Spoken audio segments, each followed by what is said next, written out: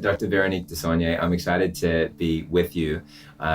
We just discussed then off camera 5 years ago was the first time that I did an interview with you, and from that time I've been following your work, and I've just really enjoyed seeing what you've done, your own survivor story, your conquering spirit, the conquering message that you put out into the world, and how many people have been able to have such life-changing transformations through your work. So I'm really honored that you share your expertise and wisdom with the audience that's watching right now here on this show. Thank you so much. I'm thrilled to be here, and I appreciate you sharing my message of hope. Awesome.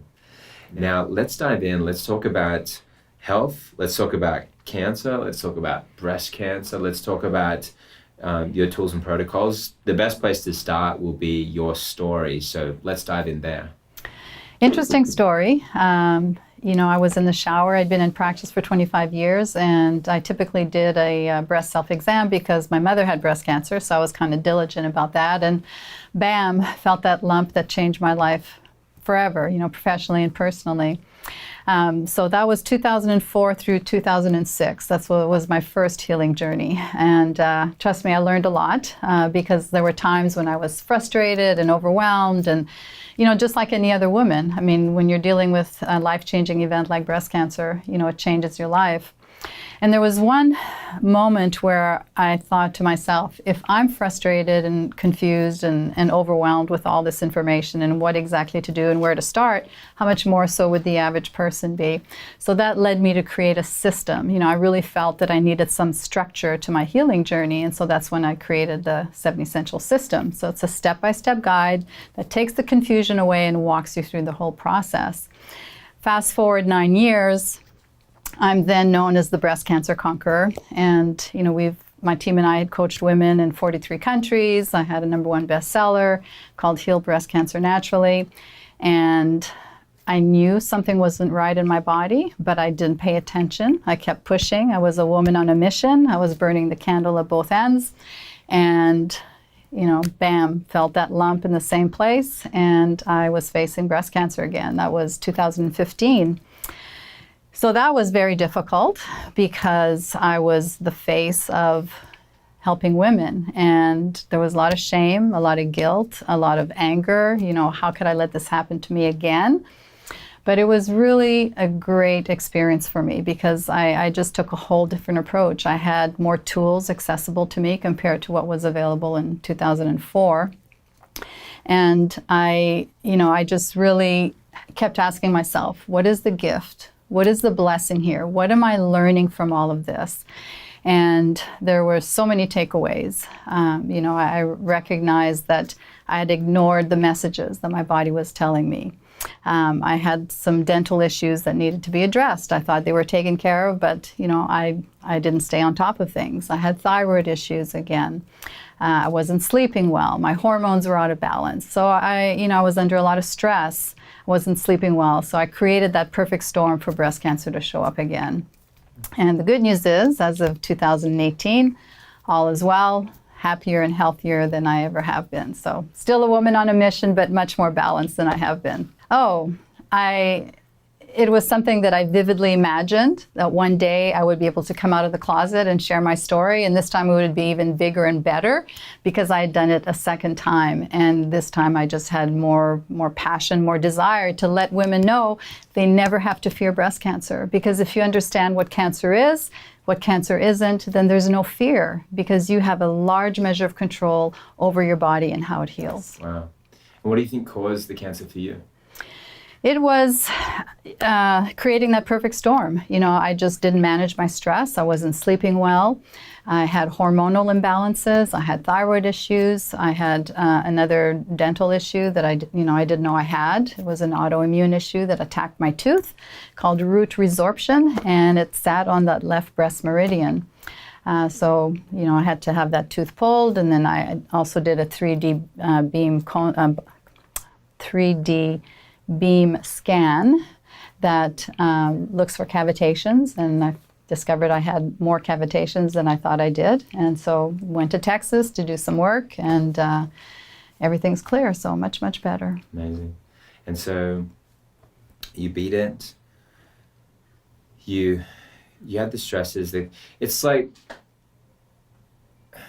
I mean, cancer didn't used to be such a big deal in the past. I mean, it is possible that we didn't know it was cancer, but there is a couple of perspectives here. Like, is it the modern toxins combined with the stressful lifestyle? But people have had stressful lifestyles in the past. People have been slaves, and people, being a part of like vicious regimes of governments over millennia, and we see so many unique conditions, like autoimmune conditions that people haven't even heard of. And do you believe that there are modern toxins that are creating modern diseases, or do you believe that this is just something that is due to people not managing stress, or a mixture? Combination of both, yeah. I think we're exposed to more toxins than we ever have. You just look at electropollution as one. We know it causes DNA damage.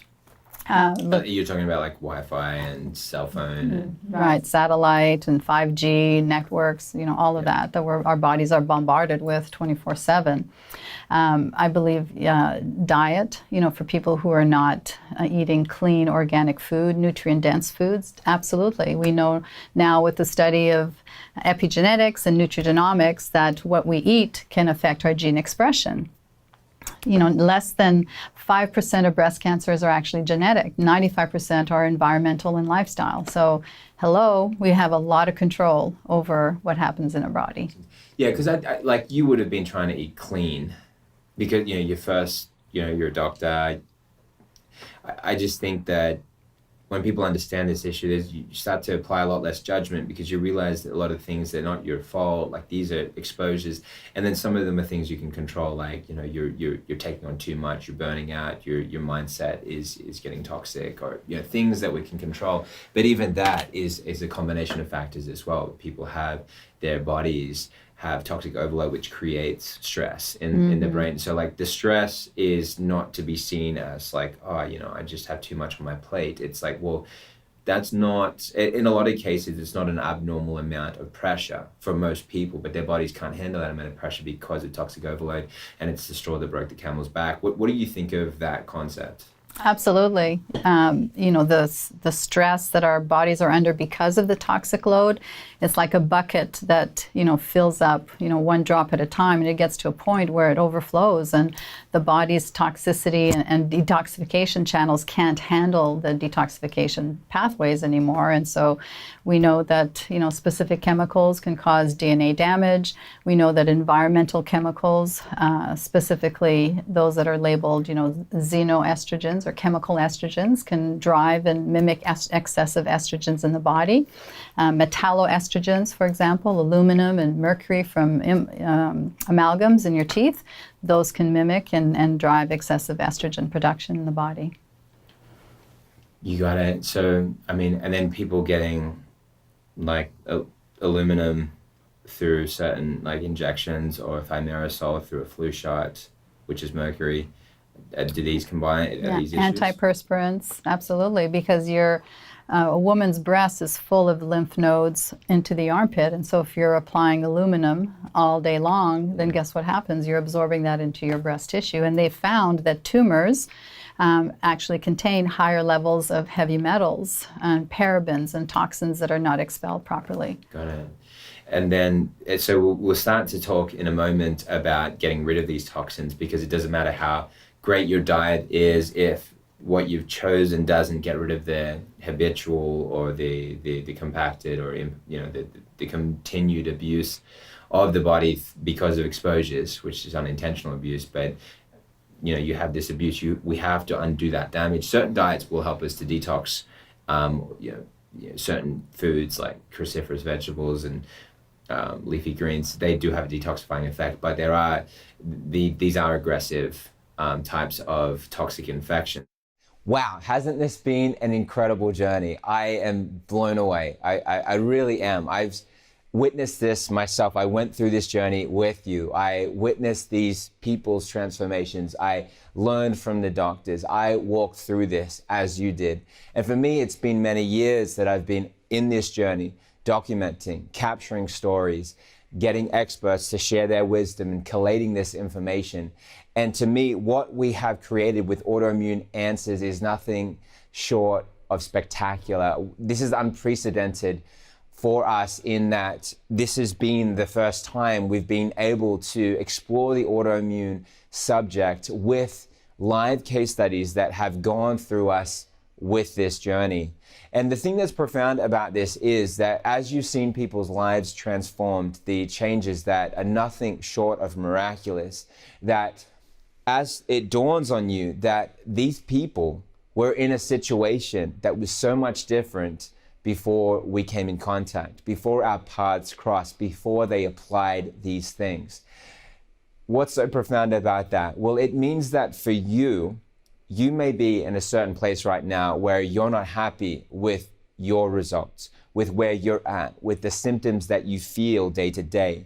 You may not have certainty for the future as to what your health will look like, and that may be frightening. And I know what that's like, and I've certainly been through that with my family, my wife's family, even my wife and my family, my parents, my grandparents, particularly my grandma.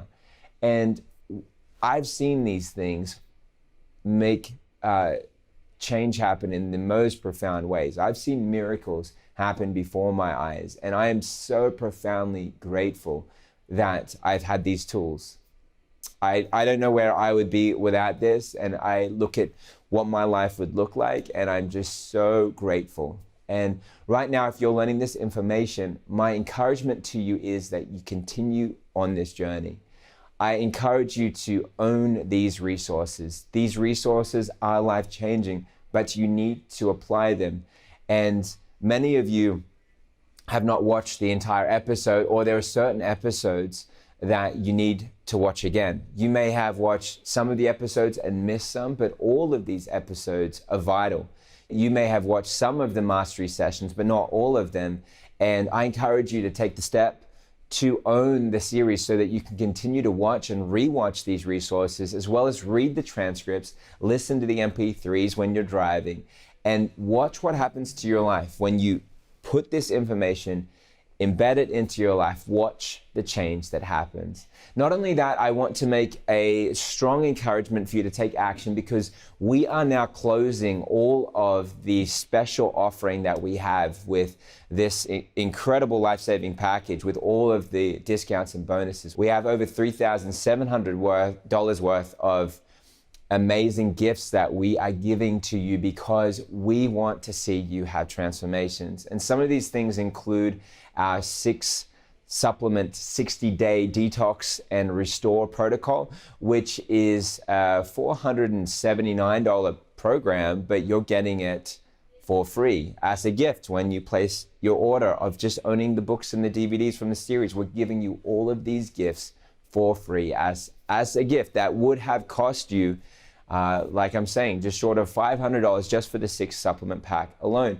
And there is a lot in this when you understand that it was a parasite formula, the Parapurify that Natalia used to eliminate the parasitic infection that was causing all the buildup of chronic conditions that she had. It was an underlying factor that contributed. But there were many factors with her. As well, there were toxins. She used a formula called ToxiBinder as well as Parapurify and the supplements from us to correct her digestive health and the superfulvic minerals and the lymph flow to help the cleansing of the toxins to exit through the bowels and to clear the lymphatic system. And she used this to change her life. And we're giving this to you because we want to see the same results happen in your life. It's so simple and it's so affordable. But the thing is, you need to take action. The other thing that I've noticed with people is there's this freeze. There's analysis paralysis where it's like there's some reason why the people are giving them an excuse as to why they shouldn't start. They need to ask some more questions. And so we sought to overcome this, not only by giving you 4 weekly sessions with our doctors from the series, Dr. Peter Kahn, Dr. Kathleen Geringer, and Dr. Brooke Goldner, going through with you on a question and answer session, answering your questions. I mean, how simple could that be? And there may be things that you don't even necessarily want to ask, but you want to see other people get their questions answered, and that is tremendously helpful. And when you're listening and you're realizing, wow, everyone else's questions are answering my questions. Now I've got a different question, and then you add that one in, and then the whole group are learning and growing. And you get on the next week and you hear other people having breakthroughs, and then the next week you share your breakthrough, and you're giving that encouragement from the group because you're applying these tools and you're getting results, and together we're learning and growing and going forward. So not only do you get that as a free gift when you place your order today, and this is a free bonus that will be taken away when we close the offer at the close of the series, and we are right now on the second last episode. So this is all closing down as we speak. So you're not just getting that, you are also getting a 30-minute consultation with a health coach. Now, this gives you the ability to overcome your mental blocks, the obstacles that you face. Why is it that you know what to do, but you have not done it? This is true for all of us at different times in our life. And some of us say, no, we didn't know what to do. But okay, so you didn't know all the things to do, but why are you not doing a lot of the things that you know that you should do? Are you getting up and exercising every day? Are you drinking enough water? Are you eating healthy, plant-based, whatever that choice is for you? Or whether it is, are you getting gluten wheat out of your diet? Almost all of our speakers in the series have been unanimous that that is something that you need to get out of your diet if you're battling an autoimmune condition, or if you simply don't want to have the lethargy and the brain fog and the rapid aging that we go through when we eat inflammatory foods, including wheat gluten. And have you taken that out, or do you add it in occasionally and think that it's fine to cheat on this? And why do you do that? And if you're willing to go through that process of looking at it, what it is that holds you back, and to have someone call you out on that and say, hey, look, these are the things you know to do and you're not doing them. Here's the things that you ought to do that you're telling me that you know to do, and to help you have that breakthrough to work out what it is that's stopping you. Is it that you don't value yourself enough? Is it that you don't think you're important enough? Is it that you're creating a reality that you don't want because of a certain trauma that you have in your life. These are the things that we want you to overcome, and that's the reason why we're having you meet one-on-one with a health coach as a free gift that normally would cost you a lot of money. Why are we doing this? Because we want to see you get better. If you can get better and share with me your story of getting better, that allows me to help change the world. Have you not seen that already? I mean, Natalia, I have a text message from her on my phone, and it's just over here, and she actually wrote to me just a couple of days ago. She's like, I'm so enjoying the series, and she says, ready, I'll pull it up. She says, I enjoy your new series. These sessions have been so much good information. So here's somebody, like, she's already got the results and she's watching it, getting more information. Okay, does this not tell you something? It's so nice to see you and all the wonderful doctors again in your episodes. I feel like you and they are all my old friends. And she says some nice things. You're an amazing person, and the doctors are amazing as well. And so this was so encouraging to get this. She actually, in this text as well, asked me to clear up that it was not the Cleveland Clinic, that the Cleveland Clinic were very good to her. So she wanted me to make sure that I made that clear, that they were very good to her and they did their best, although they do not know much about certain things that could be done for her naturopathically or with the particular protocols that we were putting her on. But there was some other doctors that were giving her some nonsense protocols, and she was making sure that I wasn't, correlating the information incorrectly. So we always like to clear that up. Cleveland Clinic were very helpful for Natalia. However, it was the protocols that you learned about through the series that then they were able to then monitor her on, which was actually very good. So that was one of the huge takeaways, where we were able to integrate in that they were able to get the blood work on her, and that was a great confirmation for her that while the steroids and the chemotherapy were damaging for her, again, this is the best knowledge that people have, and it certainly did save her legs for that time, but it was going to put her on dialysis and destroy her kidney function. So there has to be a better way, and there was a better way for her, and that was watching at that time Autoimmune Secrets, learning that information, and then we were able to then have her have that breakthrough, and she was using the supplement protocols from Well of Life to help her get the results. And she had already gone gluten-free before before she met us, and that helped her to put her Hashimoto's into remission. People asked about this in regard to her diet. So these were some of the things that she did, but it was the supplement protocols that she has shared with us that made the world of difference for her, because there were these underlying infections, and that has allowed her to improve her diet as well, because many people find it so hard to eat a lot of things that they know that they should eat that are good for their health, and it's because they have toxic infection in their body. And our goal is to help you detoxify that, including through healthy and delicious food that's plant-based, and water and exercise, but also through these supplemental protocols. And so people like Natalia went through these sessions with us. They chatted with doctors on these question and answer calls, and this provided that moral encouragement and also gave her an ability to ask questions when she would come up against the challenge. And I want you to have that. I want you to be able to get these breakthroughs. So this is just one of my final reminders to let you know that we are closing this down. This is the second last episode. I don't want you to miss out. I'm so thrilled that you've been with us on this journey. There is so much you get inside of this program: the books, the DVDs, the 10 episodes, the 21 mastery sessions with our amazing doctors.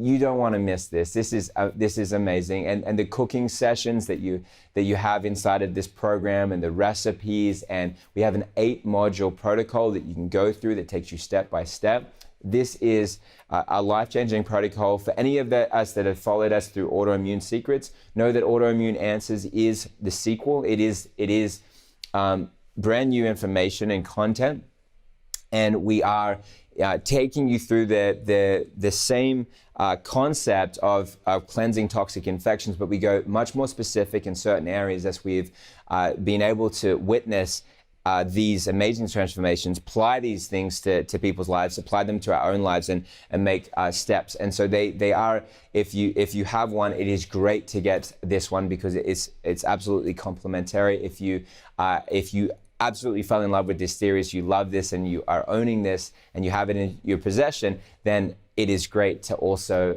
to grab Autoimmune Secrets if you ever get the opportunity to get that, especially when we're offering some great discounts and specials on that. But I just wanted to make that clarification point. So it's very, very simple. We have stacked a lot of value into this. We don't want you to miss out if that's something that you want. And we will be closing this down so that the group can come with us on this journey, get the healing transformation that they're looking for. And we want you to come on that journey with us. If that is something that you want to do, if you know that you need this and a change and a transformation, just know that you're worth it. It's not good enough to make it like that I don't deserve to have this. So there's some subconscious program that makes us not say that something that is tested and proven, that's according to what we understand and we see it to be powerful and helpful, but then we don't take action because we somehow maybe don't feel at the end of the day that we're worth it. And I just want to say that you are worth it. This is life-saving. It is life-changing. We have a 60-day money-back guarantee that we are giving to you. So no questions asked, and you can absolutely ask for that refund if this is not what you thought it would be. And we're doing this, I'm doing this because I believe in this program and that it can change your life. And I also am doing that because I believe in you. We have taken all this time to educate you, which to me allows me to take that risk because you know what to expect. You know how these things, when you have these toxic layers of infection, you have to go through a protocol that's not going to just be a band-aid to the problem, but help to deal with the underlying issue. And we're there to support you through that journey. You will get energy back again. You will get mental clarity. You will become pain-free. You will, when you apply the things, and again, this is up to you to make those things happen for yourself. You can do that. You can command your body to do what it needs to do. And it's just about taking a step. You need to trust your gut in what you believe you should do for yourself. And if you believe that's to take action here, I encourage you to take that action because that is what will make the difference. Staying in the same position and wanting something better, but not yet going for that, will leave you in the same place that you started from. So take action today while we have this available. I don't want you to miss out. I'm so thrilled that you've come with us in this journey, and I look forward to seeing you in the next and final episode, episode 10 of Autoimmune Answers. This is Jonathan Otto. I hope you enjoy the rest of this episode. It will be absolutely life-changing for you. Enjoy it. Thank you. The body is this amazing machine, and it knows how to heal itself. It's a self-healing machine, right? But if you have toxic substances in there, it literally prevents the body from doing what it needs to do. Super cool. As is with the case with her. Yeah, Emily, 21-year-old. And I love this girl, right? She just graduated from college. She's this amazing girl. When she came to see me last summer, she wasn't feeling very well. She was having mood swings and a lot of weird facial growth on her hair. A lot of weird hair growth on her face, right? That was a tongue tire there. Oh, it was like man hair growing on her face. And she had never had that before. As in like where a man would have a beard? She suddenly started growing hair. Yeah, like everywhere over here on her face. And it wasn't like out of her forehead. It was just it was just like here. It was like a pattern, which automatically I'm thinking, oh my God, like her testosterone is high. She was super, super moody. She was having fatigue and she had stopped having her period. So by the time that she came to see me, she hadn't had a period in I think like 8 months or something like that. Now, this is like, and sorry, I don't want to stop you. No. Remember where you're going with that, but this is like this theory that's coming out about like toxins turning men into women and women into men. I mean, is that something?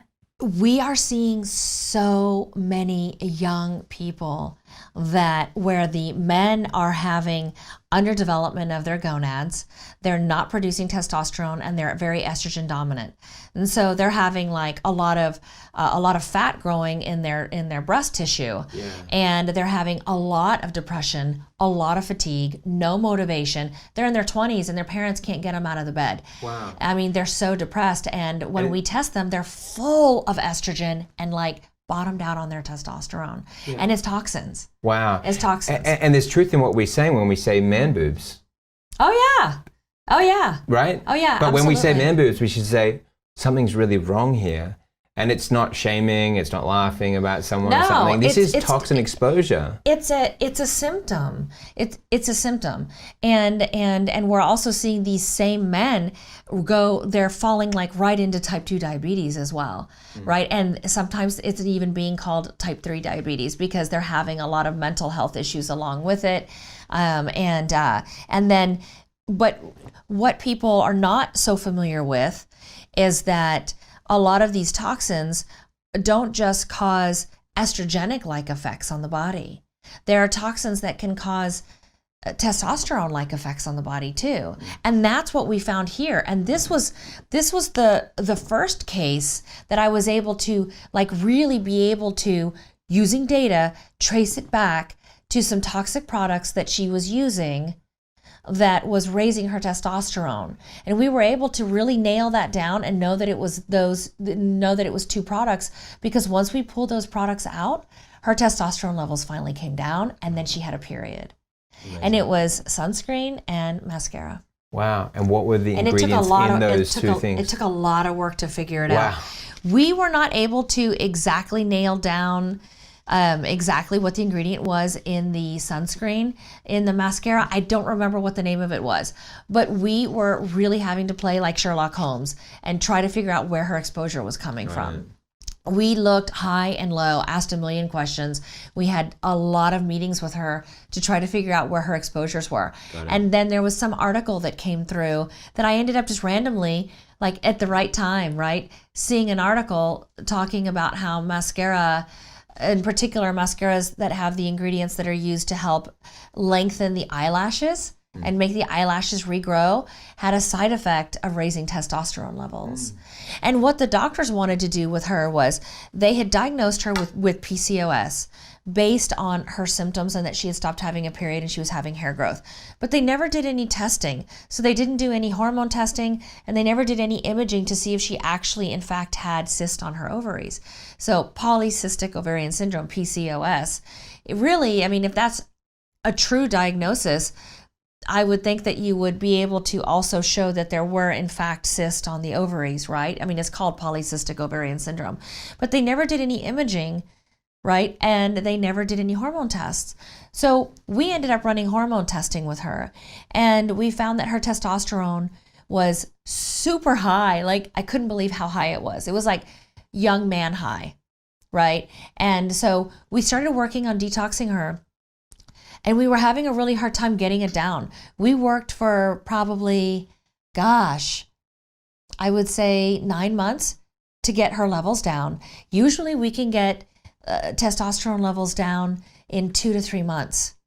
We can detox it using a lot of the same things that we were just talking about, all right? But with her, we couldn't get it down. And you're talking about the things with fulvic, humic, cordyceps, all of those things, cordyceps, yeah. So we were using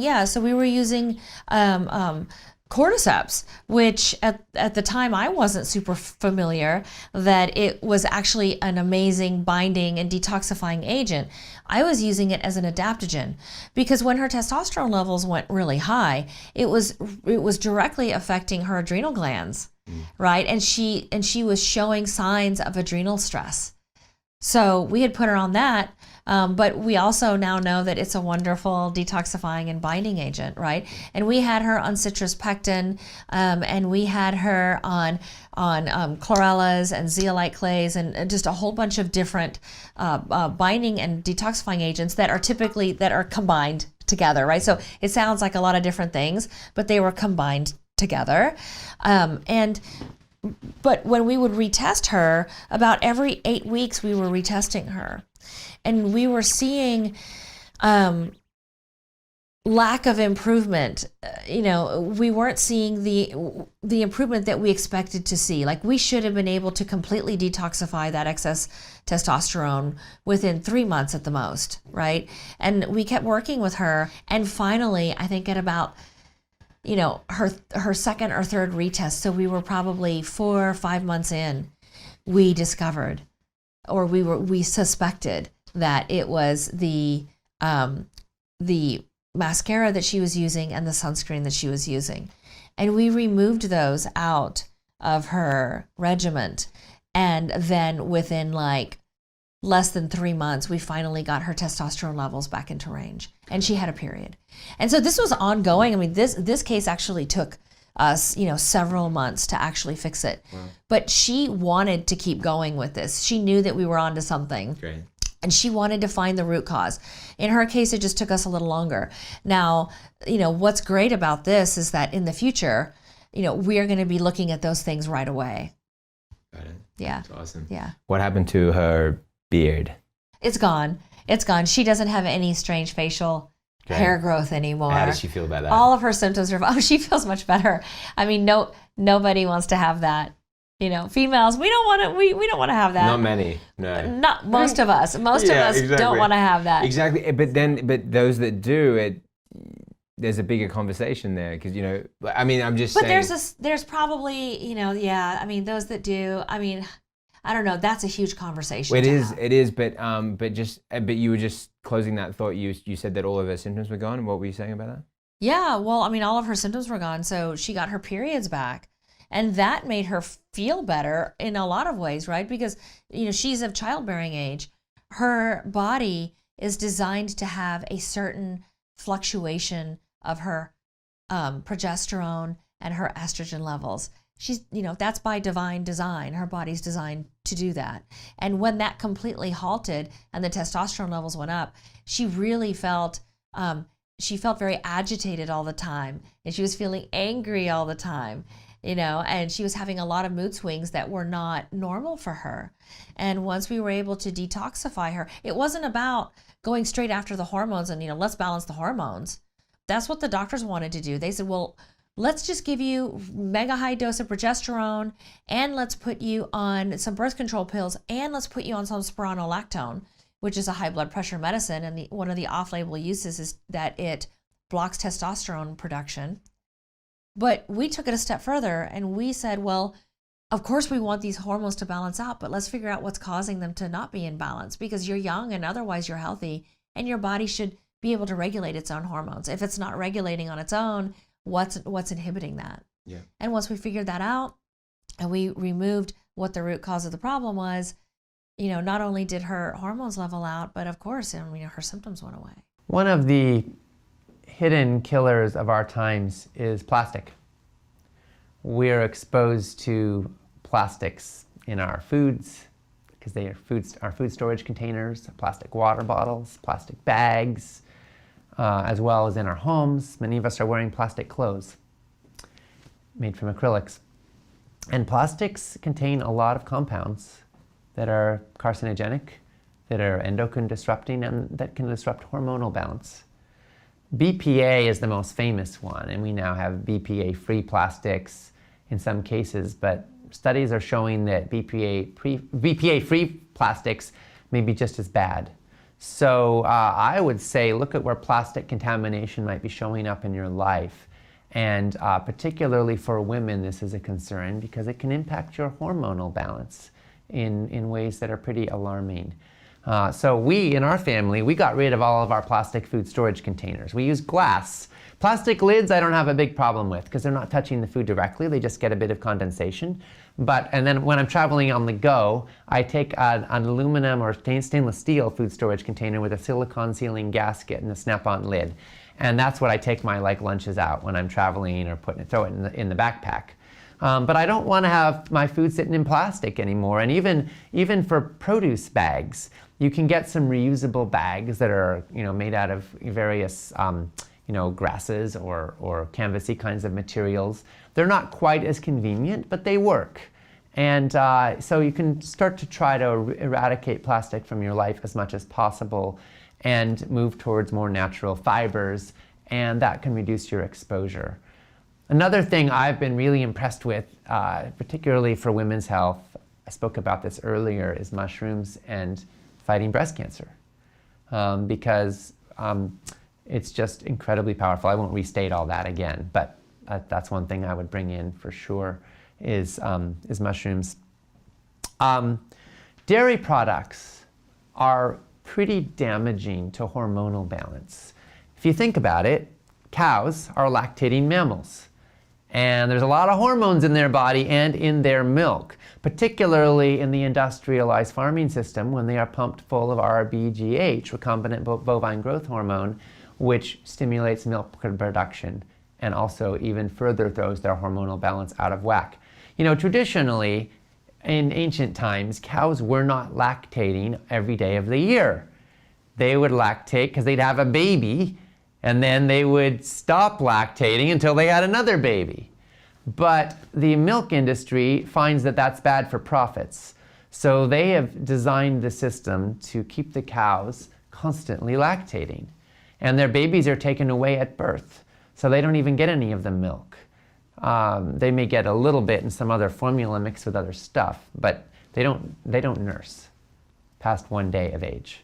So these cows, who are really sad, by the way, because their babies are taken away from them at birth, which no mammal wants to go through that, but they're producing the milk anyway, and in massive quantities. Some of them have udders so big they drag on the ground.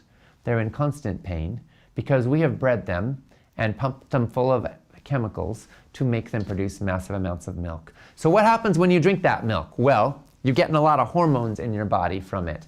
And this may be one of the reasons industrial dairy production and the quantity of dairy we're consuming today may be one of the reasons why the average time of first menses for girls has dropped from about 15 or 16 down to around 11 or 12. We are changing the hormonal balance of women today, and dairy is a big player in this. So if you're interested in having a more natural rhythm and having your own body's hormonal balance, don't pump yourself full of industrialized dairy products. When it comes to women's health, I think that the biggest issues today are well, we see a lot of diseases that are sort of cardiometabolic diseases, like metabolic syndrome going to prediabetes and diabetes. We see polycystic ovarian syndrome, and we see a lot of cancers, breast cancers and other cancers. So those are the things that are my key area of interest. We see also a lot of digestive issues and autoimmune disorders. My area of specialty is definitely more the chronic diseases. And so for me, a lot of these diseases, especially the diabetes and polycystic ovarian syndrome and the cardiometabolic diseases, and cancers as well, are very, very much related to overconsumption. And in the United States, we've got 70% plus of the population that are overweight or obese. And overweight and obesity, it's way more than what we used to think it was. When you are overweight or obese, one of the things that happens is especially visceral fat. So the fat, not so much the fat that's at the surface of the skin, but the fat that grows in and around your vital organs produces a lot of adipokines and cytokines and these chemicals that are highly inflammatory, and they fuel these diseases. And so we need to understand what this is really doing. We're in a situation where our bodies, when we overconsume, our bodies have to do something with the excess. And we do a couple of things. One of the things we do with the excess is we store it in our adipose tissue as fat. And that's stored for later use for when the famine's going to come. But when the famine never comes, then we're in a situation where we just keep storing and storing and storing. And it is devastating for the human body. And then the other thing that needs to be considered here is, the excessive consumption. So the other thing that happens is our bodies have a limited capacity to deal with this excess that comes in chronically, the excess of sugar, the excess of fat. So what happens is our liver's ability to convert those things to fat and store them can become overwhelmed. And so what can end up happening is we can induce something called lipotoxicity. And lipotoxicity is when we store in our bodies, we store fat in places fat was not meant to be. So we start storing excessive fat. Instead of storing it in adipose tissue, we store it in liver cells. We store it in the cells of our pancreas. We store it in the cells of our heart. We store it in muscle tissue. And when we store fat in these places, it has a tremendously negative effect on the human body. So it drives inflammation and it drives insulin resistance. And that is not something we want to happen, because you end up with metabolic syndrome, with polycystic ovarian syndrome, with diabetes and prediabetes. So there was a study from Korea, I believe it was, and they showed that people with the highest, I think it was quartile or quintile, I can't remember, of meat intake had a 200% or almost 200% increase in risk than the people with the highest intake of soy. And this was people with BRCA1 and they were BRCA1 and BRCA2 gene carriers. And they had, I think it was a 65% lower risk when they were eating soy instead of meat, which is really quite amazing. But what we know about breast cancer is people who are eating plant-based diets, like the Taiwanese health study, they have a lower risk, and people who eat soy have an even lower risk. And so again, we want to be very selective with soy. But why would soy have a protective effect against breast cancer? Well, it's because soy contains something called isoflavones, and isoflavones like genistein and daidzein actually attach to the receptor site, to estrogen receptor sites, keeping human estrogen out, the type of estrogen that increases risk of breast cancer.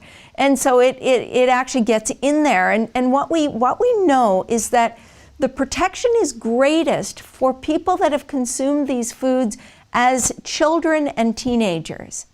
It's a little less potent for people that just start consuming it as adults. It still can have some benefits. One thing we know is it reduces risk of recurrence, and it increases lifespan for people consuming soy. So not to make it all about soy, because it's certainly not all about soy. We need to be having a lot of colorful vegetables, all of the things that I talked about previously, to reduce our risk. And what we know, if you look at, for example, the American Institute of Cancer Research, the World Cancer Research Fund and their recommendations, what we know is that people that consume the most vegetables and fruits have the lowest risk. All of our cells are made of what we're eating. You have to ask yourself, what do you want your brain to be built out of? And all of this garbage, fast food, junk food, has no place in the diet, as far as I'm concerned. No place at all. Deep frying, when you think about what we're doing to foods, just think about this. All of the plastics and stuff we wrap this stuff in, we're looking at obesogenic compounds that can be devastating, not just for producing obesity, but they mess with our hormones. And here we're talking about people who are having difficulty conceiving, for example. But also, we need to think about the environmental contaminants in our food supply. The mercury and other heavy metals in fish, and particularly in fish with heavy metals, but the persistent organic pollutants that work their way up the food chain, dioxins and PCBs and all of these things that can contribute to birth defects, that can contribute. A lot of these things are neurotoxins that can contribute to all sorts of problems with pregnancies and with the health of our babies. And so we want to minimize our intake of, we can't get rid of our intake of these compounds. They are in our ecosystems, but we can minimize them by eating lower on the food chain. And so we need to be doing that. We can minimize them by eating organic, getting, less pesticides, less herbicides, less rodenticides, all of those things that can be very problematic for people. Also, the way that you have to think about how we're cooking our foods as well, because when we cook meat at high temperatures, we're producing heterocyclic amines. And when we cook other foods at high temperatures, we're producing polycyclic aromatic hydrocarbons like benzopyrene. When we cook starchy foods at high temperatures, we're producing acrylamide. When we're cooking almost anything, but especially processed meat at high temperatures, we're producing advanced glycation end products. All of these negatively impact health, women's health and men's health. Many of them are carcinogens, and they can be very problematic in terms of increasing inflammation and oxidative stress. Yeah, Dr. Ellsworth Wareham was a vegetarian for the first 50 years of his life and a vegan for the last 54. And what I love about Dr. Wareham, he's from one of the blue zones called he was from one of the blue zones called Loma Linda, and he actually at 95 years of age was still a practicing cardiothoracic surgeon. Anyway, he was still practicing, physician, teaching young people at 95 years of age. It's just absolutely extraordinary, and continued to be very productive in his very, very advanced years, even as a centenarian. And one of them is vitamin B12. And when you ignore vitamin B12, you are shooting yourself in the foot, or maybe worse, because vitamin B12 is not an option. It is an imperative. And we need it for the nerves in our body. We need it for our brain. We need it for our red blood cells. It's an absolutely critical, essential nutrient. And it is not found in most plant foods. Now, people say, well, that just proves you need to eat meat. It doesn't prove anything of the sort. During the first 80% of the Paleolithic period, people were vegetarian. They got their B12 by pulling a carrot out of the ground and eating the dirt that was attached to it, which had plenty of B12 producing bacteria. B12 is made by B12 producing bacteria. So when we drank dirty water and ate dirty plants and ate insects and so forth, we got plenty of B12. Now we try to maintain a very sanitary food supply so we're not eating pathogenic bacteria. And in the process, we get rid of B12 producing bacteria. So people that are eating plant-based need to make sure they have a source of this nutrient. And it troubles me when I see people not doing that, because what happens is you see on the headlines, people go to jail because their baby died from B12 deficiency. And, a baby of a mother that didn't take care of B12, who's B12 deficient herself, can have irreversible brain damage within a couple of months. And this is not something that should ever happen. We need to be conscious about these issues. And so make sure you have a source of B12. You need probably 1,000 micrograms twice a week, and that'll take care of it. Or if you're eating fortified foods like fortified non-dairy milk or something like that, nutritional yeast, 2 or 3 times a day of having those foods will probably supply you with enough. You may want to take a supplement once a week just to top you up. But please be aware of that. The other nutrients that are issues are vitamin D, but that's for everyone, omnivorous or otherwise. Because vitamin D is something, of course, we can get enough of just from sunshine by adequate exposure to warm sun.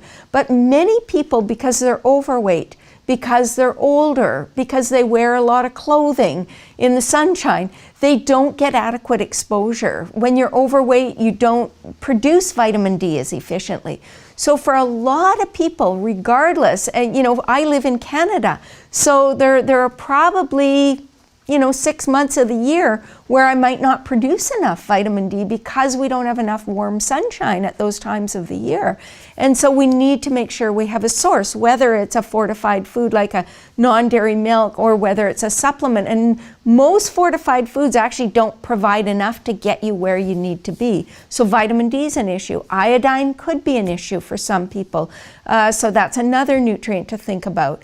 Iron and zinc, it just means we need enough beans and nuts and seeds in the diet.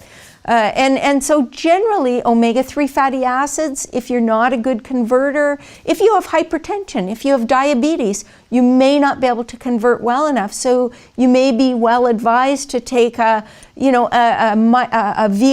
microalgae-based supplement of EPA and DHA. So, and especially if you're a vegan who's depressed, you may need EPA particularly. If you're a pregnant mother, you may more want to focus on the DHA. And so there are some of these things. And, to be honest with you, this is why I've written the books I've written, because I desperately want vegans to get it right. And so in Becoming Vegan Comprehensive Edition, for example, we go through every single nutrient, we go through every stage of the life cycle, we go through overweight, underweight, eating disorders, we go through athletes, and cover, all of the diseases, and just try to cover everything. So any question a person would have that's trying to do plant-based for their family can do it well and not end up with a nutritional deficiency. Yeah, so I'd like to start out by saying that one of the things that people need to be aware of is that people over the age of 50 years are at risk for B12 deficiency because even if they're omnivorous, because in animal products, B12 is bound to protein. And in order to cleave the B12 off of the protein it's bound to, your stomach has to be acidic enough, and you have to be able to produce enough of the enzymes that are responsible for that task. And as you get older, those things can decline. And so the Institute of Medicine estimates that 10 to 30% of people over 50 can't get B12 from animal products the way they should. And so they recommend, so this is not me recommending, this is the Institute of Medicine, they recommend that everyone over the age of 50 years relies on either fortified foods or supplements for their B12, the same places vegans would have to get it. So this is important to know. And then the other thing about different forms of cobalamin, certainly, there is cyanocobalamin, which is the type of B12 that is used in most of the studies for reversing B12 deficiency. We know it works. I think the most critical tool we all have to impact change in others is our own example. And not just our example of health, but our example of love, compassion, kindness, and being non-judgmental in many respects. But we have so many other tools at our disposal, and this is one of them. And we can use it very wisely and very well by sharing it with people that will listen, and not everybody will, but there are people that, I've done things like say, this is the only thing I want for my birthday, I want for you to watch this. And you can do it in creative ways, but just remember to do it with love and compassion, and that's the most important of all. We can change the lives of the people we love and extend their lives in doing so. So we just got to do it. What can you tell us about women's health in relation with a plant-based diet? Absolutely. Thank you. If I were to give some nutritional advice to all women, there's two things that I would strongly recommend as far as adopting a whole food plant-based diet. In doing so, the one thing you do immediately is stop all products made from the milk of a cow. Dairy products, I think, are particularly malevolent where women are concerned. Today's dairy cows are all pregnant. They are pregnant with their next calf, and yet we are sucking milk off their udders.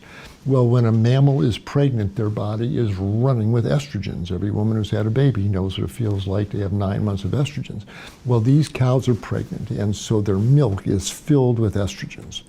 And there's now legitimate medical concern that because these estrogens are active, we're talking about estrone, estradiol, estriol, pregnanediol, progesterone. These are official mammalian estrogens. These are not the puny little phytoestrogens in soy. These are official active mammalian estrogens. And they have effects in the body. And studies have been done where they give kids a glass of milk or two to drink. Their testosterone levels plunge. Their estrogen levels go up. Why are little girls going through puberty at age 8 and 9 and 10? Could it have something to do with this river of milk and cheese and ice cream and yogurt we're telling them to pour down their throat for their bones, filled with these active bovine estrogens? And when you follow these girls into adulthood, they go through puberty early and they get a nasty incidence of breast lumps and then breast cancers because they've been stimulating their breast tissue with estrogens since childhood. And these estrogens affect the uterus that spins out these tumors called fibroids and makes the woman bleed, and she gets anemic, so now she's got to have a hysterectomy. I think the dairy products lead to so many malevolent hormone-driven problems that, and that's just from the hormones. It's been clearly shown that the protein, the casein and lactalbumin in cow's milk turns on genes in the skin that foster acne.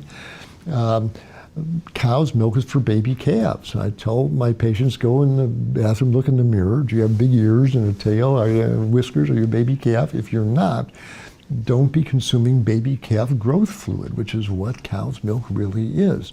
Now, you'll save yourself a lot of problems of everything from acne to breast lumps to fibroids to surgery.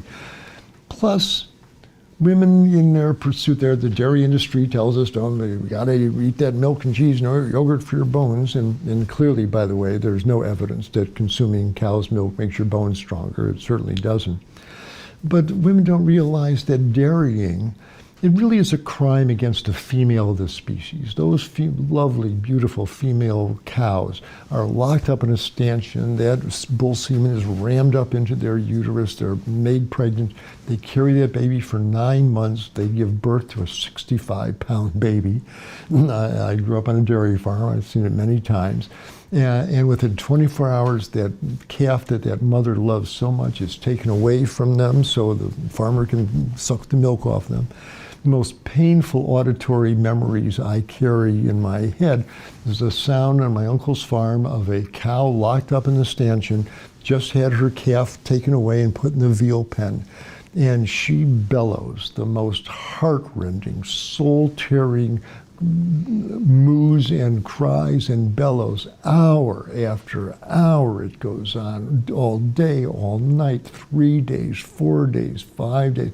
This is a mother whose baby's been taken from her. And this is absolutely essential part of the dairy industry. It's a cruel industry. And no dairy cow dies of old age. After 5 years of calves and milk, their production goes down. They're sent to the slaughterhouse and killed.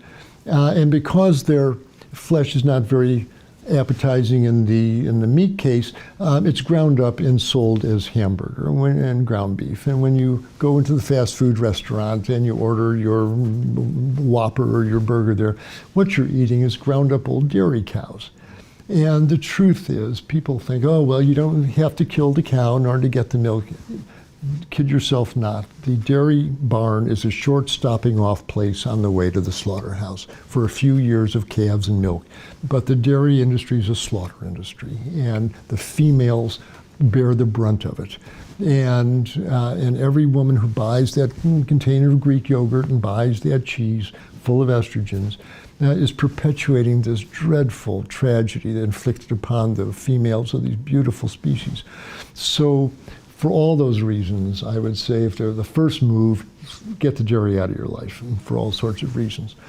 The other thing is you want to eat a whole food plant-based diet because one of the glories of such a diet is that it gives your intestine a large fiber mass to make these glorious soft form stools that are easy for the colon to push along.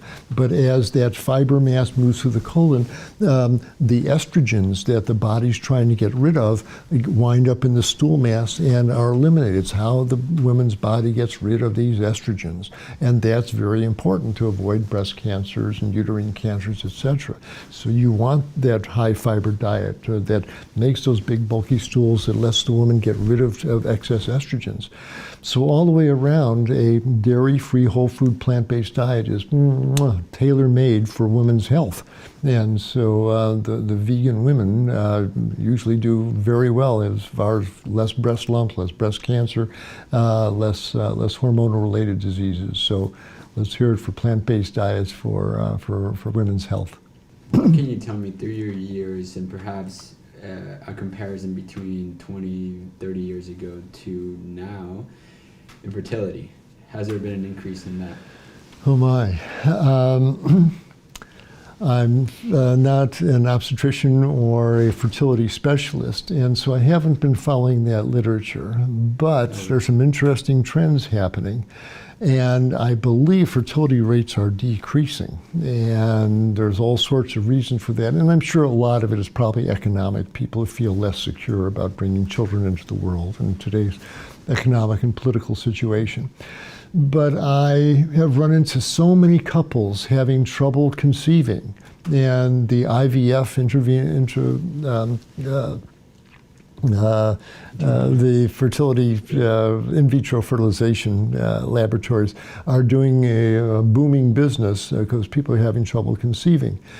And certainly emotional stress may play a role, but surely I'll bet the foods that we eat have a tremendous effect, and depending on how fine you want to look, but whether it's changing the woman's hormonal balance, whether it changes the vaginal mucus, whether it changes the cilia function in the fallopian tubes, you can postulate many different mechanisms, but I'm sure a diet filled with cooked animal flesh and hydrogenated oils and refined sugars and chemical additives and artificial flavorings, etc., can't do good things for this very subtle, delicate process of conception and fostering growth of a fetus. And so I'm not surprised in our chemicalized, fractionated world that fertility rates are going down. And one would hope that a whole food plant-based diet neutralizes a lot of those factors, and people who want to conceive would, I think, be well advised to adopt a whole food plant-based diet to increase their chances of conception. Did you know that C-section babies have a higher incidence of gut issues? Why? Because when we give birth to C-section babies, it doesn't go down the vaginal area. So the vaginal area, it's full of what we call prebiotics and probiotics. So in Europe, or if you go to a functional midwife, what she does is that she swipes that vaginal flora, and for C-section babies, she'll wipe it around the C-section babies, because your skin is the largest organ.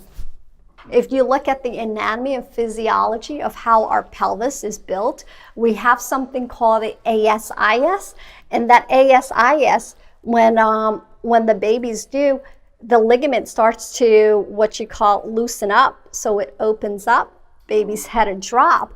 But if the spine is subluxated, if one side is opening up and the other isn't, the baby's head's not able to drop. Isn't that amazing? And it's called the ASIS, where that bone is, that pubic bone, it has to open up. So if we know that, for example, if I know that I'm going to be traveling, what do? I make sure that if I'm flying on that flight, of course the coronavirus, oh my gosh, what it does is that it actually attacks the older population or the younger population. So it's the seniors or the infant. Why? Because their immune system is weakened. Infant, they're developing their immune system.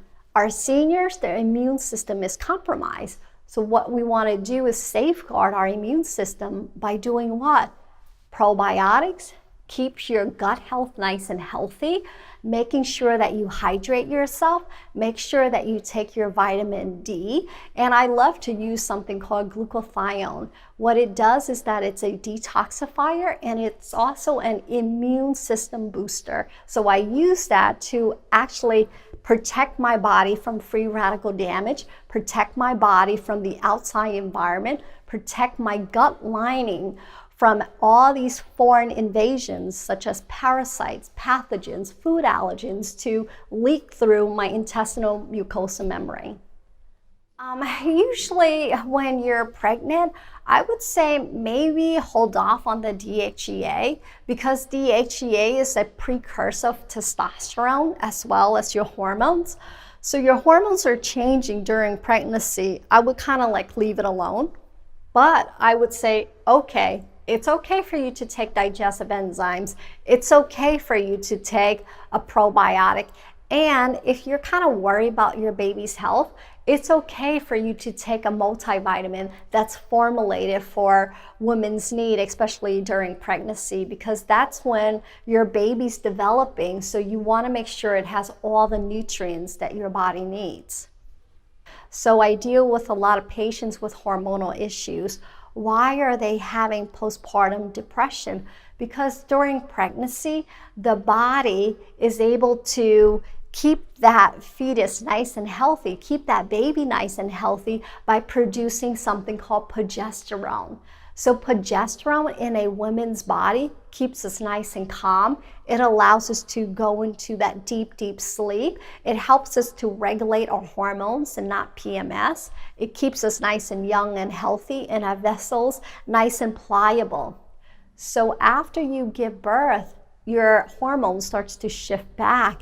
And if you have a not optimum level of progesterone, what we call suboptimum level of progesterone, you're more prone to depression because after the baby comes out, your body's not producing its natural progesterone anymore. So those patients, I would definitely recommend to seek a functional medicine doctor or talk to your GYN about it. And maybe what she can do is prescribe you something called bioidentical progesterone, just to help to regulate your hormones a little bit better until your body's able to bounce back and produce its natural hormones. And when I say bioidentical progesterone, I mean that progesterone that is the exact molecular structure as your body's progesterone, because they have synthetic progesterone. And that goes the same for women out there that are placed on birth control pills. When you're placed on birth control pills, it's synthetic hormones. When you get off of that birth control pills, all these crazy signs and symptoms starts to occur. So what you want to do is you want to kind of like level it off. And sometimes being on birth control pills long term, it confuses the body. So it might take about 6 months to about 2 years to rebalance your hormones back. Yeah. 60% of women that are placed on birth control pills are not doing it for birth control reasons. They do it because they have an acne on their face or because they have some kind of hormonal issue. So then they're placed on birth control pills, which are what we call synthetic birth control pills, synthetic hormones. So yeah, their acne might calm down, they might feel a little bit better, but then guess what happens? When they get off of it, they never fix that root cause, so the acne might show up again. When you think about tying the tubes, because in a woman's body, we have to ovulate every month, so that's when we release our eggs. When we think about that, a lot of times when the male gets a vasectomy, they're able to tie that, but men, they make their semen, they make their sperm every 20-something days. So their body's able to replenish those sperm, whereas for women, we're born with X amount of eggs in our body. And then that one particular egg gets released on a monthly basis. That's when the bleed occurs.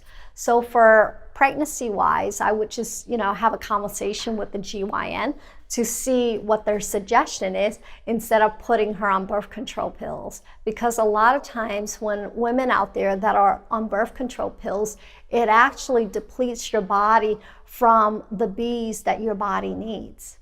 So it's really important that if you are taking birth control pills, to replenish your body with the B complex that's able to actually put the Bs back into your body. So every single drug out there, medication out there, it's there for a reason.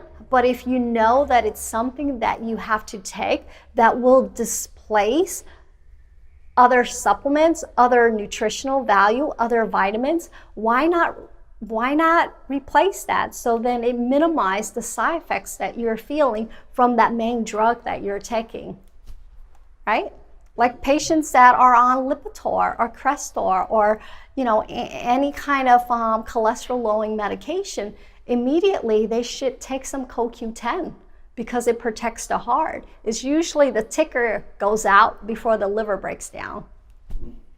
One of the first things that women can do if they want to prevent breast cancer and reduce their risk is to make sure that their vitamin D levels are optimal. That's going to reduce your breast cancer risk by 83%. Just that alone. Making sure that your thyroid is working properly, because women that are on thyroid medication or synthetic medication are twice as likely to develop breast cancer than those who are not. So you want to make sure that your iodine is well fed, your thyroid is well fed with iodine and sea vegetables and clean foods. As far as actual repairing the body. Sea vegetables? Well, like seaweed. Boosting your immune system is extremely important. High-dose vitamin C IV, can literally cause apoptosis in the cancer cells and act as a pro-oxidant versus just an antioxidant. So there's a lot of tools and therapies that are out there that can help people. So essential number one is let food be your medicine, and your audience is very familiar with nutrient-dense, clean, organic food. That's the bottom line. There's no anti-cancer diet that's perfect for everybody because our bodies are all different. I believe that genomic testing is very important because then it helps you to focus on specific foods that will support your genetic SNPs. Essential number two is reduce your toxic exposure. We live in a toxic world. We can't live in a bubble, but there's many things you can do to reduce your toxic exposure and to detox your body properly. Number three is to balance your energy. We are energetic beings. We are 1/1000th physical matter. The rest is all energy. So it's very important to balance that energetic system with chiropractic care, with acupuncture, massage, sleep is so vital. Balancing our hormones. I do want to say that traditional medicine has instilled fear in women when it comes to their hormones, that their hormones are driving the cancer. Let's reason on that for a minute. If our hormones caused cancer, then everybody on the planet would have cancer, including men, right? Men have estrogen too. So it's not our hormones, it's our body's ability to methylate or break down those hormones properly. And secondly, it's our exposure to all the xenoestrogens on the planet, the plastics, the parabens, the environmental chemicals, the metals in our teeth. All those things are driving excessive estrogen in the body. If your hormones aren't balanced, you're estrogen dominant, you don't have enough progesterone, that can drive cancer as well. So, your hormones are your friends, ladies. We really need to keep our hormones balanced. Number four is a very challenging one. It was for me. Essential number four is to heal your emotional wounds. And a lot of women have a hard time going there simply because we're so used to being super women and caregivers and caretakers, and we got to have our stuff together, so to speak. But we don't take the time to really look at our past, look at our childhood wounds, heal those. We don't take the time to nurture ourselves, to love ourselves, forgive others. This is a huge part of the healing process, is to really heal those emotional wounds, because we know, because of psychoneuroimmunology, that our thoughts are secreting proteins and neuropeptides that are affecting our immune system and talking to every single cell in our body. So you have to think those positive thoughts, those good thoughts, and really remove that inner conflict in your heart and in your soul. Number 5 is biological dentistry. What you have in your mouth is affecting your body in several ways. Number 1, chemically, because if you have amalgams are 50% mercury, and mercury is the most toxic element on the planet. It's a neurotoxin. It's an immunosuppressive metal. If you have a root canal is a dead tooth, and who wants a dead organ in their body, right? No matter how aseptic they make it, there's always a pocket of anaerobic bacteria. Depending on where the tooth or the amalgam or the root canal is sitting, right, our teeth are connected to our organs through the acupuncture meridian system. So like in my case, the first time I had a cavitation on the bottom left, that's set on the left breast meridian. Second time I had root resorption on the top left, which sat on the left breast meridian. So I've done bioenergetic testing for many years, and I've seen 97 to 99% of the time there's a relationship between dental issues and breast cancer or cancer in general. Number 6, we talked about healing your body with therapeutic plants and herbs, taking advantage of what nature provides, and evidence-based natural medicine. You know, there's thousands and thousands of studies that show us cancer cells can be killed and your immune system can be boosted if you take the right combinations of herbs and supplements. Number 7 is practicing very early detection, and traditional, I would say the pink movement, has taught women that early detection is all about mammograms, but there is so much more to early detection than just getting a mammogram. Dr. V, talk to me about the emotional aspect of cancer and the fear that surrounds it, and what people can do. How do we navigate this as women, but then it's applicable for men as well, in that prostate cancer, whatever type of cancer there is, fear is relative, but please speak to the women, speak to breast cancer, speak to how you'd like to discuss this, but people can widen that to the issue that they're facing. A breast cancer diagnosis or a cancer diagnosis or a diagnosis of any disease is life-changing. It's very traumatic. Right? That's the first thing people think of. And I'm here to create that paradigm shift that it doesn't have to be that way. Yes, there's going to be the initial shock, but I encourage women to take a breather, let that diagnosis sit in. Don't jump on the conveyor belt right away and go, jump into the treatments. Make an informed decision about what you want to do. If you choose traditional medicine, that's perfectly fine. That's awesome, because that's your belief system and it's going to work for you. But you can also add other things that can support you and mitigate the side effects of, those treatments. If you choose evidence-based natural medicine, then that's great. Work with somebody who's qualified. Do your research. Make sure that you're covering all the bases. Don't guess when it comes to your health. Work with a doctor. Work with a certified coach that knows what they're doing in the cancer arena. Dr. V, with mammography versus thermography, what's your choice and why? Are there major dangers in one direction versus another, or overdiagnosis or underdiagnosis in one or the other, or any serious side effects or conditions or cancer that can develop from either of those? So personally, I've never had a mammogram. That's not to say that women don't rely on them.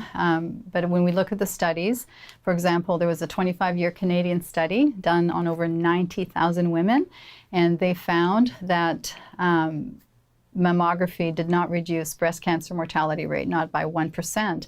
And it was just as effective as a woman doing a clinical breast exam.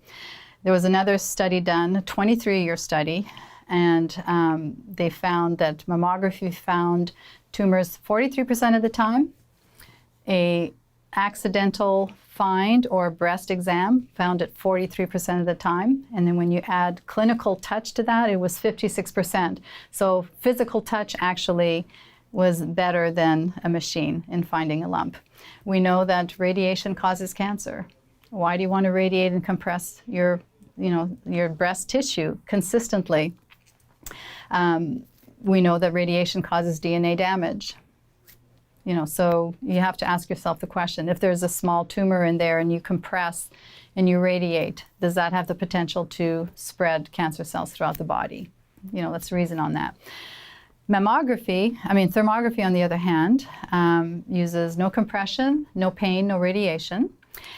Just like mammograms, it will not diagnose cancer, but it will alert you as to any type of physiological changes going on in the breast tissue. And so we know that cancer will produce something called angiogenesis or neovascularity, where it creates its own blood flow. So oftentimes, if there's potentially a tumor developing, then you can see that vascularity in the breast tissue. So it's a great tool. They're not standalone. I always recommend if you do one, always use another as a backup. So ultrasound is great. Sometimes women do breast MRIs as well, just to get even more clear about what's happening in their breast tissue. And then lastly, proper breast self-exam every month to me is a real game changer and a lifesaver. I encourage, women who've had a mastectomy. I don't encourage you to get an implant and reconstruction, because you're adding, fire to the fuel, so to speak, or fuel to the fire.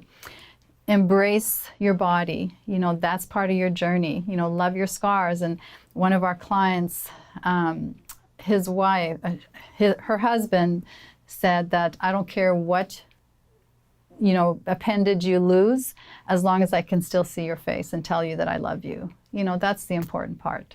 Beautiful. I love that. Thank you. And now I think finally, if you could maybe even list out, you use a lot of different natural herbs and medicines for your healing journey. If you could just maybe list out, just, take 5 minutes here with me and list out what you used and why you used it. Okay, so what I did on my second healing journey, I basically followed, my program, the 7 Essential System. And for number 6, I did high-dose vitamin C. I used the RGCC test to see what natural extracts would work best for me. And so that included everything from quercetin to resveratrol. I also used, pancreatic enzymes, high-dose pancreatic enzymes. I made sure that I had a lot of trace minerals like selenium, magnesium, and zinc. I used plenty of herbal supplements. I used a lot of mushrooms like agaricus mushrooms. I did use poly-MVA, and I alternated. I didn't stay on this same program, for the 3 years. I would switch them every month, so there was less, because cancer cells can become resistant, right, to, even natural remedies. So if you rotate things on a regular basis, then you're removing that risk of the cancer cells, becoming accustomed to or resisting, those natural treatments. Vitamin D and K2, made sure that my vitamin D levels were optimal. Iodine, used, oh goodness, what am I still taking? So BRM4, which is actually fermentation of rice bran with shiitake mushrooms in it. Broccoli sprouts, so powerful. Dehydrated broccoli sprouts, because we know that it's got sulforaphane and it helps with the detoxification pathways, and it affects breast cancer stem cells. And that's something that's not really addressed. The doctor will tell you you're cancer-free, right? They don't see anything on the scan, they don't see anything in the blood, and they send women home and say you're cancer-free. But what they're not addressing are the breast cancer stem cells and the circulating tumor cells. So you've got to take it one step further and be very proactive about that. And there's specific things that will attack those breast cancer stem cells and keep them at bay. So concentration of blueberries, resveratrol, dark chocolate, there's nutrients in dark chocolate that can help that. Sulforaphane from broccoli sprouts, quercetin, curcumin, all those things will help to keep those breast cancer cells at bay. Where the research is right now as it relates to glyphosate is there is clearly a relationship of glyphosate exposure for mothers to increased risk of having a child develop autism after that child is born. And I think that's powerful research. It's not saying that glyphosate is the cause of autism, but it certainly begs the question. We didn't know about autism years ago. The incidence of what later became known as autism has increased by leaps and bounds. And when something increases suddenly in our population, it tells us one important thing. It tells us that by and large that's not genetic. because there's not been a sudden mutation in the human genome that accounts for a disease or a situation, may I say, like autism. It points rather to something environmental, whether the food somebody is eating or other lifestyle choices. And there's plenty of good research that is clearly pointing to this relationship, at least, between exposure to glyphosate and risk in your offspring of a child developing autism. So we don't know what the future holds, but I don't doubt that at some point in the future there will be lawyers on television looking for work by saying, you know, if your child developed autism and you were exposed to glyphosate, you might be entitled to compensation. Who knows? When we see a study, for example, like at the University of Arizona, of 20 children with advanced autism having significant neurological issues and significant gastrointestinal issues, they had fecal transplants, and so many of them improved dramatically in a situation where there was no drug therapy that could have turned them around for that particular symptom. We really have to pay attention to that. That's valuable information. It's been known for decades that children with autism have a lot of gastrointestinal issues, terrible bowel movements. It's one of the first things parents notice and complain of. And yet that's sort of been looked away from. I mean, that's just something they happen to have. No, not at all. That's a powerful clue that there's something awry in the gut, and that's where we need to turn our attention, not to try to find some drug that's currently on the market and repurpose it that it might help an autistic child. No. The fundamental problem is disruption of the metabolites of the gut bacteria, like short-chain fatty acids and other things that we have not yet even identified. But it looks like the gut in autism is playing a primary role.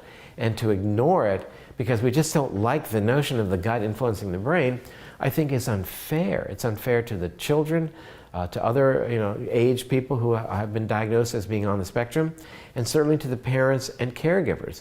There is information out there that is highly valuable from an interventional perspective to treat people who've been diagnosed, and therefore even from a preventive perspective as well. Because when we know that the gut and disruptions of the gut tend to go hand in hand in lockstep with the ultimate neurologic issues of autism, then maybe we should say, hey, doesn't it make sense to think about the food that we eat and the food that we give our children? Maybe it's more important than we realized. It's really important that we avoid, first of all, damaging our gut bacteria. And how far back do you want to wind the clock in terms of what we should be paying attention to? Well, is it in adulthood? Is it in our adolescence? Or what about when we're children? Should we be paying attention to this? Well, it turns out that it really matters how you were born. That there are dramatic differences in the type, the diversity, and the numbers of bacteria in the gut of a kid who is 6 months old, comparing those who were born vaginally versus those who were born by cesarean section. Vaginally born children are anointed at the time of birth by passing through the birth canal and being covered with specific bacteria that belong in the birth canal to cover that infant's face, get into his or her nose, into their mouth, into their gut, and form the seeds of his or her microbiome, and that has lifelong consequences.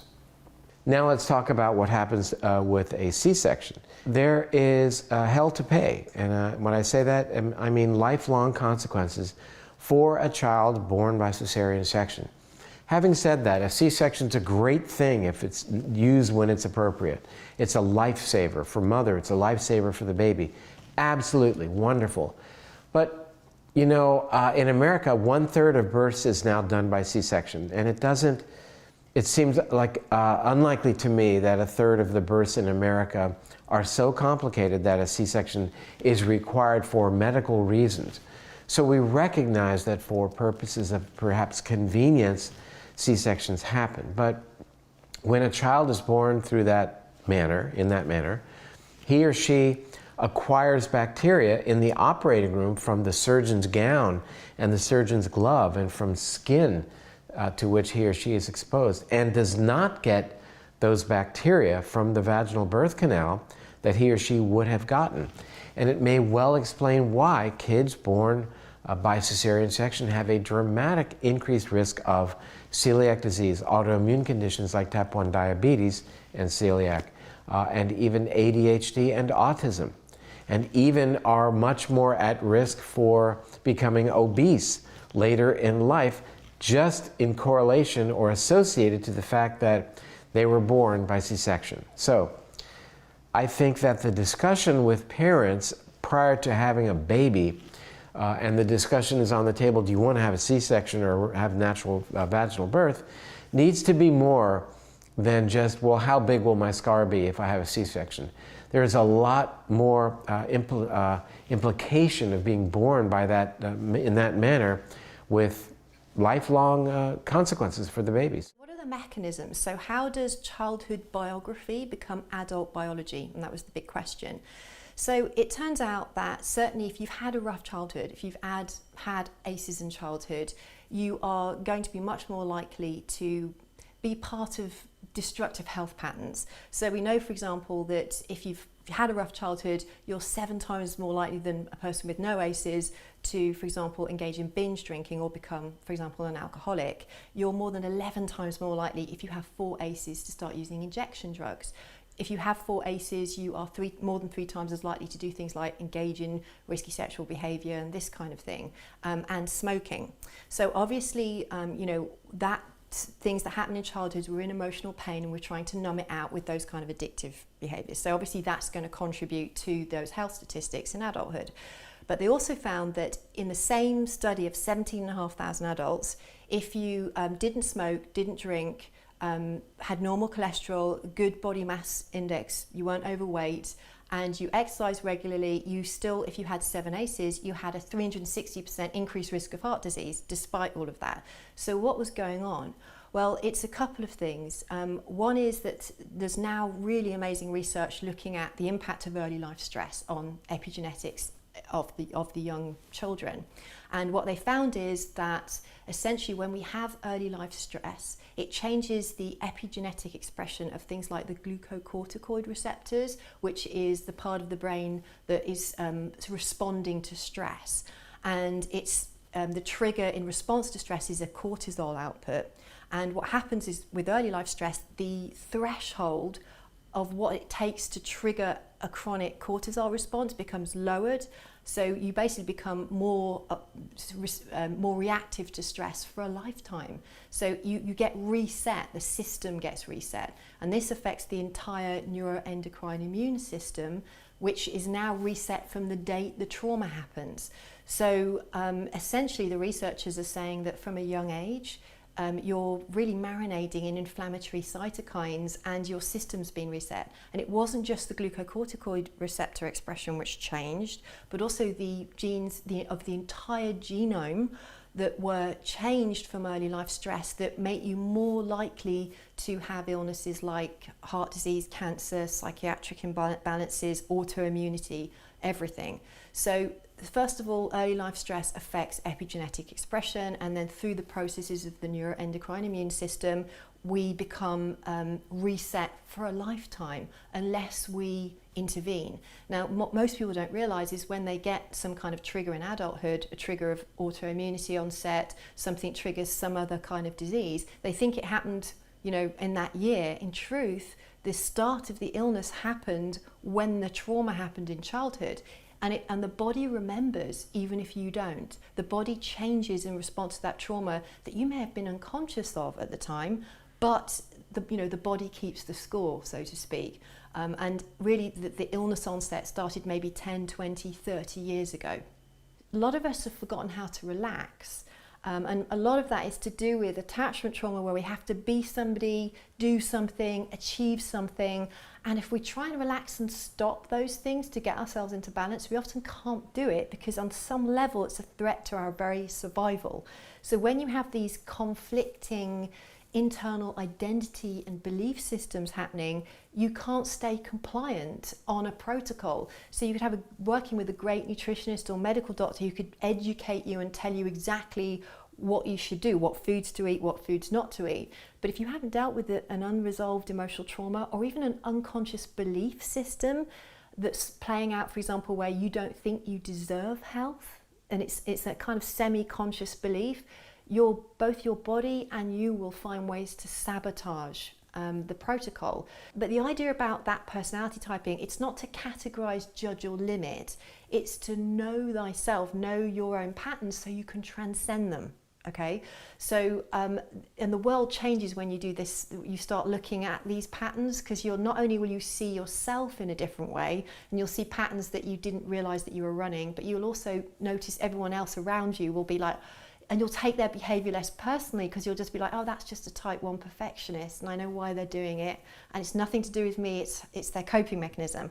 So the Enneagram's been hugely useful. We used it in the clinic that I co-founded to specialise in chronic fatigue syndrome. And for example, we found type 1 perfectionists, type 2 givers, type 3 achievers, and also type 4 anxiety types were prone to kind of the burnout, chronic fatigue side of things. So the Enneagram is a really useful tool. It's also cheap and you can just start looking into it right away. Is we need to do these brain reset rituals, as I call them, like daily reset rituals, where we just have to get our body and mind into a state of total relaxation. And because there's so much stress and trauma in adulthood anyway, or stress factors that we all deal with in adulthood, if you've also had trauma in childhood, where now your system's been reset, so you're even more reactive anyway. And if you've had a lot of ACEs, it really it takes away some of the resilience that you'll have to adult stresses that are inevitable. You know, loss of a job, divorce, these things happen. The reason some people will collapse and get ill in the face of those stresses is usually you can look into childhood and you can see how much resilience they had to start with. So if they're already depleted because of ACEs in childhood, it's going to define and it will predict how we're going to respond to issues that happen in adulthood.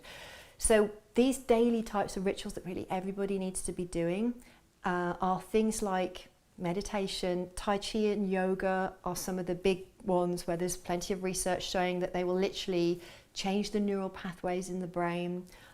They'll calm down the immune system, and they'll reset the body into a calm parasympathetic balance again. Now it's difficult and challenging because that is I'm asking people to start a behavioral change. So you might need to deal with any trauma that's going to sabotage that, but this is the direction you need to move in, is these daily reset rituals.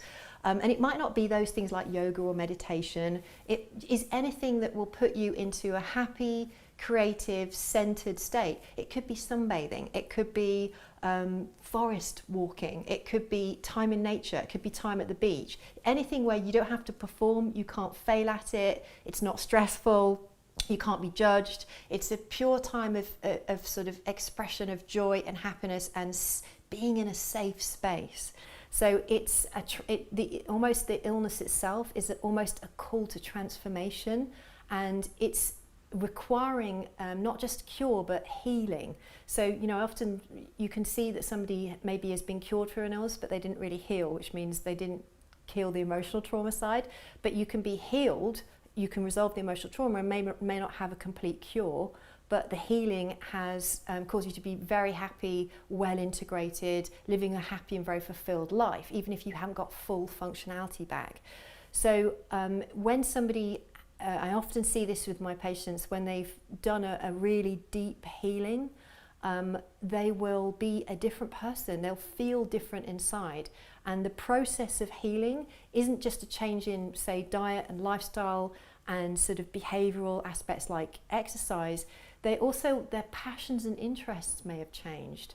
Who they hang out with has often changed. The focus of maybe their job focus changes.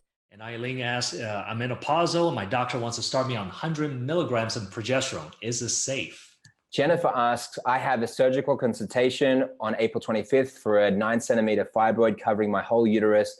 They want to do a hysterectomy. I'm perimenopause. Okay. I'm in perimenopause. Okay. And then we have another Susan here. How do I maintain sexual health after menopause? I'm 60 years old female, participated in testosterone study for women when I was 50. That's cool. Testing of my hormones during the study indicated testosterone level was extremely low and subsequently benefited greatly from being on the study and receiving the non-placebo treatment. like to find a natural way to increase testosterone and overall sexual health, suffer quite severely with vaginal dryness, low libido, lack of energy, and depression. Okay. Cheryl. Okay, great. So you can pronounce the next name.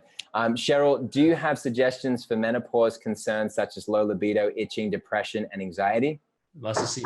Okay, what would you treat a woman with severe hot flash and insomnia who had two sisters with breast cancer because bioidentical hormones are not a choice in this situation? Okay. Yeah, awesome. And she's asking anonymously, as you know, that could be for anyone that she cares about there. Elaine, hysterectomy 11 years ago and have not taken any hormones. I'm hearing is important. What is your suggestion? Okay. And we have Al here. In the previous session, Dr. Villanueva told the story of her son getting over hyperactivity through diet change in just a week. Does she think such quick change can only be expected in children? How about a 40-year-old female with acute anxiety? Does she expect similar results and over what period? Number two, what exactly did she eliminate in terms of grains? She mentioned grains without gluten were also removed from the diet. Which grains are these? Okay. Okay, great. Janine, what do you recommend?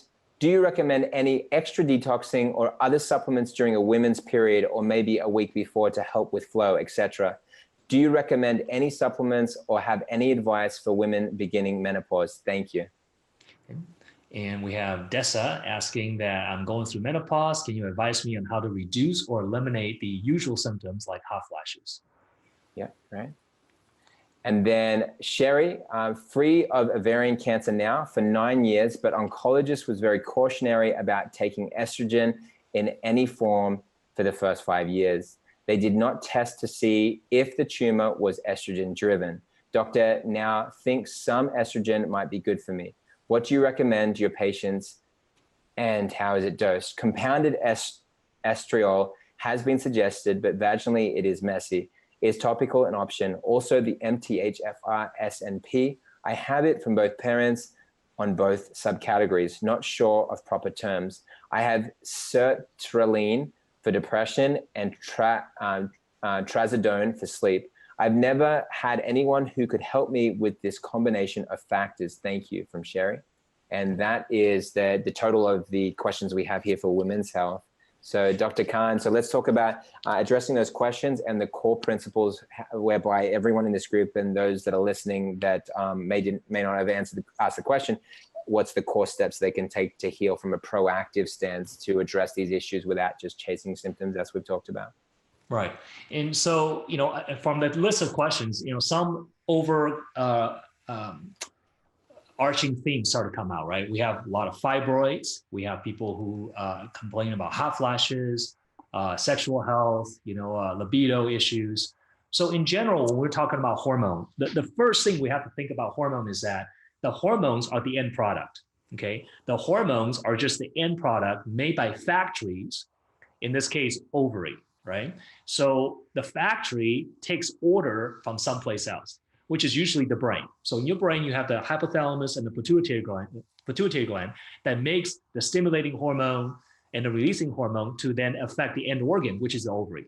So when I see someone with hormone issue, I'm always asking two questions. One, where starts, is there a problem there? Hypothalamus, pituitary output.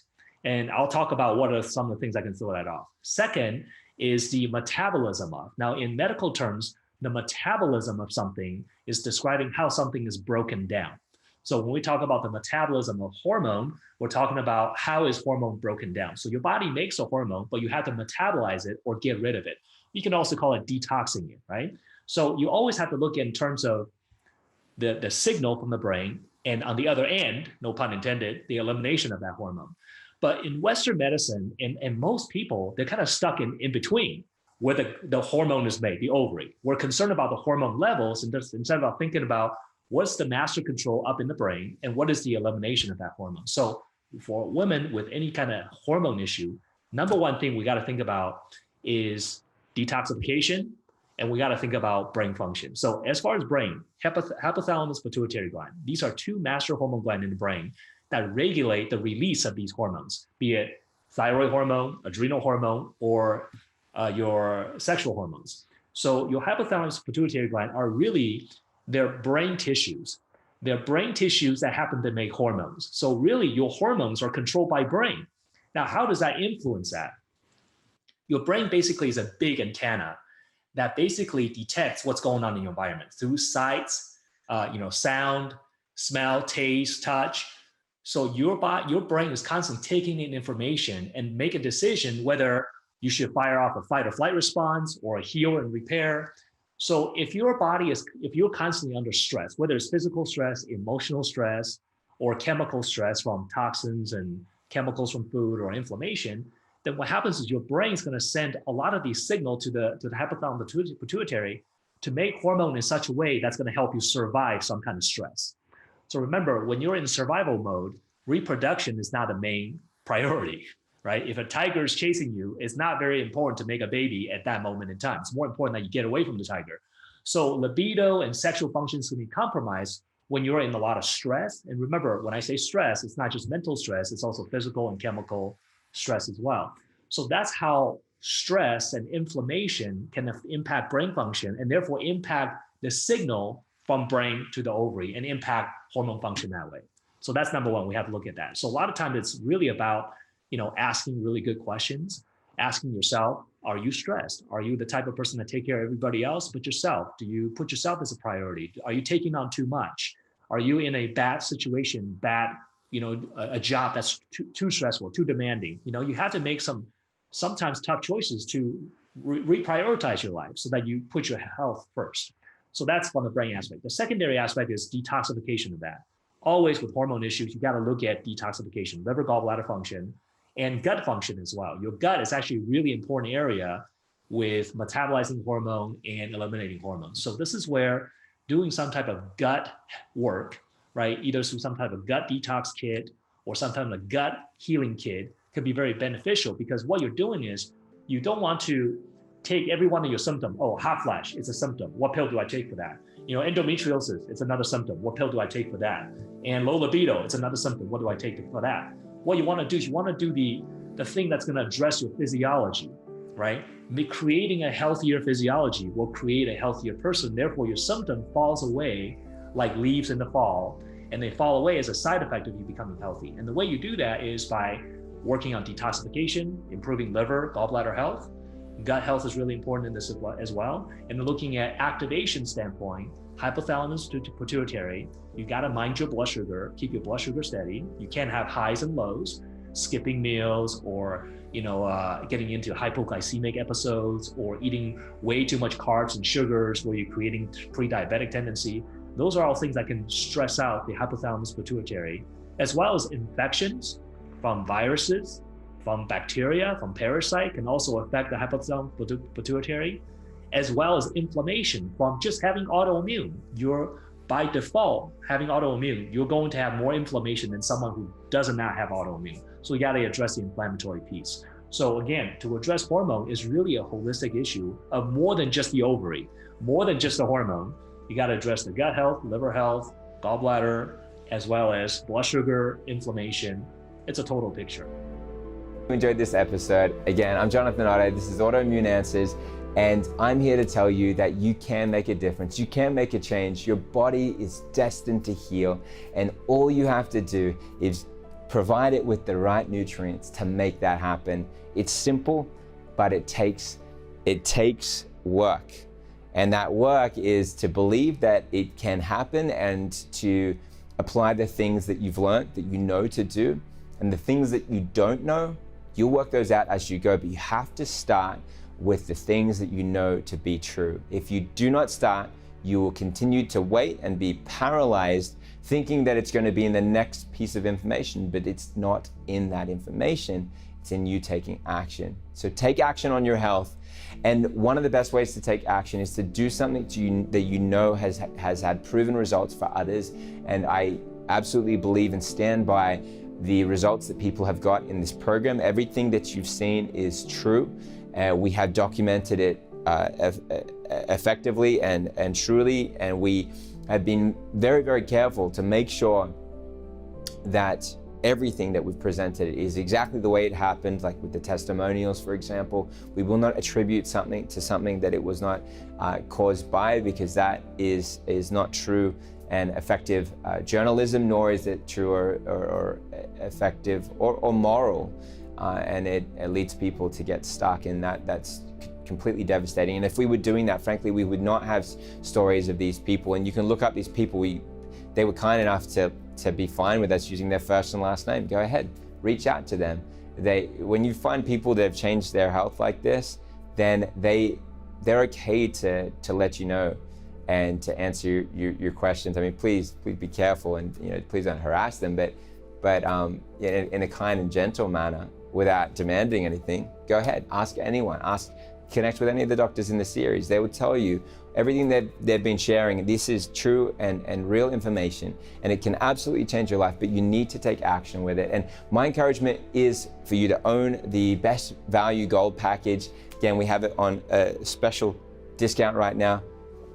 It's over 93% off. It has over 3,700 worth of free gifts that you get, but only when you take action today. This is not going to be something that's going to be available there in the future. You can just get anytime. No, we're closing this program down. We're taking away the bonuses, and I don't want you to miss out. All you have to do to take action is to place your order today to make sure you don't miss out. Simply just click the link here on this page, scroll down and see the banner or the button, click it, get started. I can't wait to see you in this program. I know this is going to be life-changing for you if you would just take action with it. Thank you so much. This is Jonathan Otto. This is Autoimmune Answers, and I appreciate you so much. Thank you.